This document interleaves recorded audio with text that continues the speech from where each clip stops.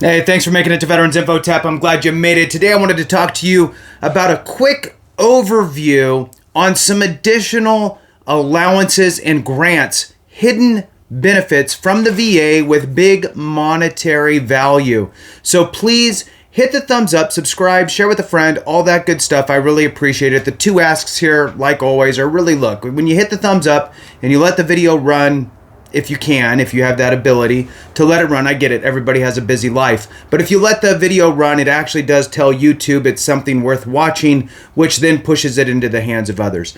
The purpose of this video is to give you a very high level overview of several of these different benefits.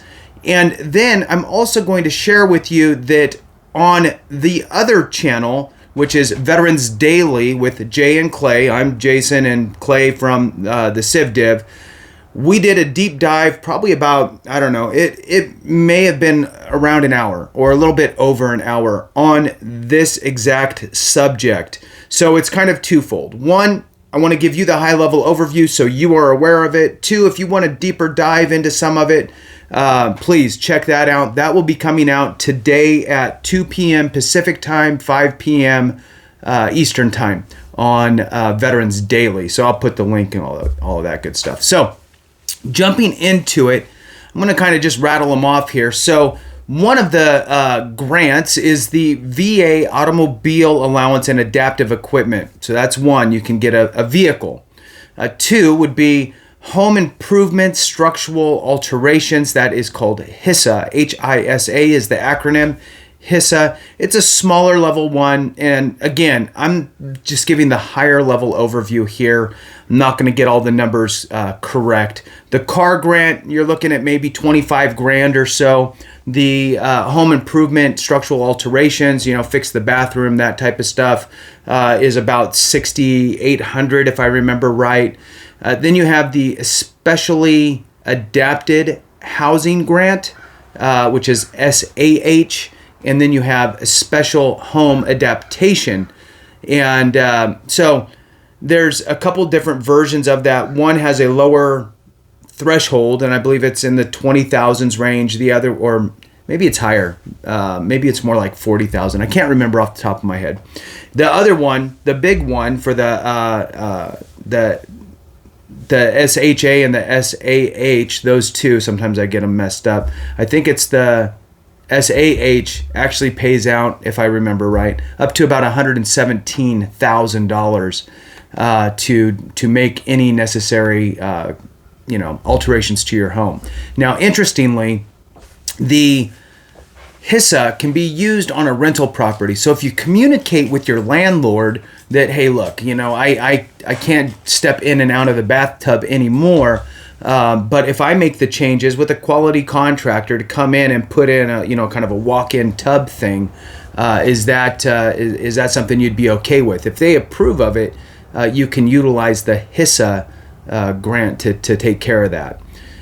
The next one is there's a temporary housing grant as well for alterations if you're in a family member's home, and it's a reduced amount from the SHA or the SAH, which is the Specially Adapted Housing or the Special Home Adaptation grants if you qualify for either of those, but you don't own your home and you're living with a family member. Say you're living with one of your children, and there needs to be some corrections to the house to make it a little more functional for you.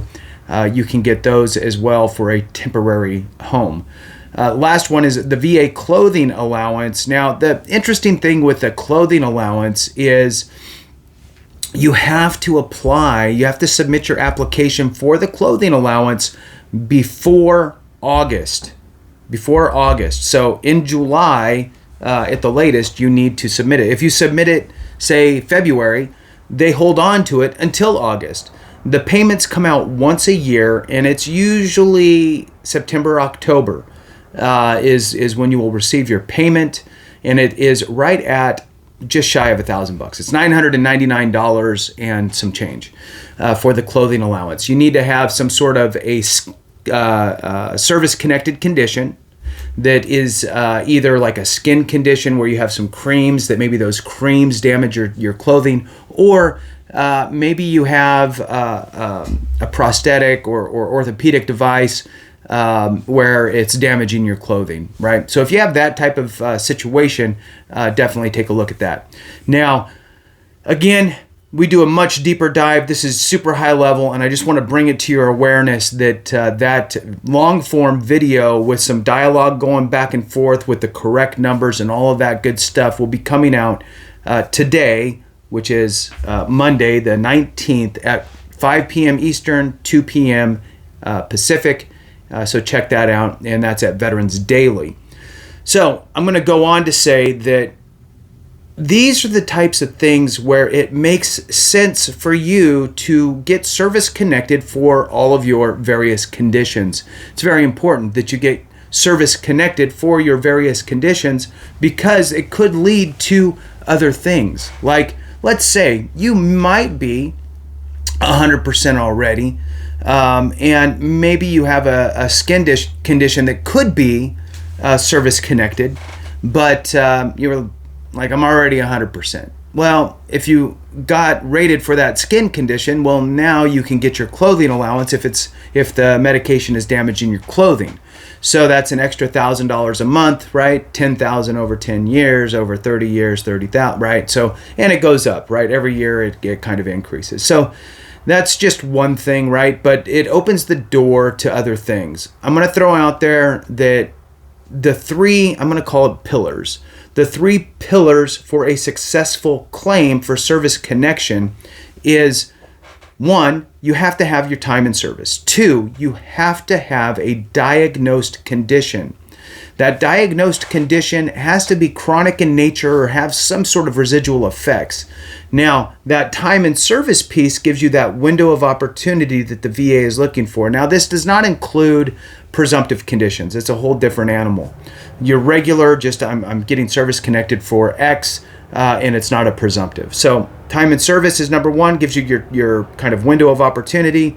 2 is that diagnosed condition, chronic in nature, residual effects. Number 3 is that link between the two, which is your nexus. What the VA is looking for here is broader than most people think. The VA is essentially saying, show me that your diagnosed condition that is chronic or ongoing, show me that that diagnosed condition either manifested during your time in service or that it is a result of your service. Now, let's think about that. If we're trying to show that it manifested during service, well, a lot of times things start to rear their head up a little bit, but you don't really go get diagnosed for it. So maybe you complained about it. Maybe you self-medicated. Maybe people were witness to that. Family members that you saw, they go, oh, wow, man, you're getting a lot of headaches, or you're getting, wow, you're going through those times, ha, ha, ha, right? Whatever the case is, if there's somebody that can attest to knowing that you had actually dealt with that condition or a symptom of that condition, you can have them write you letters. Those letters would be used as lay evidence and as evidence for you with regard to establishing your nexus. In addition, you would write a letter yourself and explaining, I like to frame it this way, explain why you didn't go get diagnosed during your time in service. Well, 1, it was frowned upon to be going to the doctor. 2, I could self-medicate with over-the-counter medication. And 3, I used the whole suck it up attitude, right? That we all were told to embrace, right? So this will come into your favor in the event that the VA denies it for some reason and you push it to appeal with the court. The courts are a little more understanding about how lay evidence really works. Prove to me that this didn't happen, right? I'm giving you proof with letters from essentially witnesses, right? Your buddy statements, family members, people you served with, you have a Nexus letter from your doctor, you wrote a letter yourself. All of those things count as evidence for your claim. So with that, file for the things you need to file for, and if those things happen to open the door to other things, you need to be aware of them, and that's what this video was about. So thanks so much for watching. I appreciate you. Have a great one, and remember, if we don't take care of each other, something went wrong.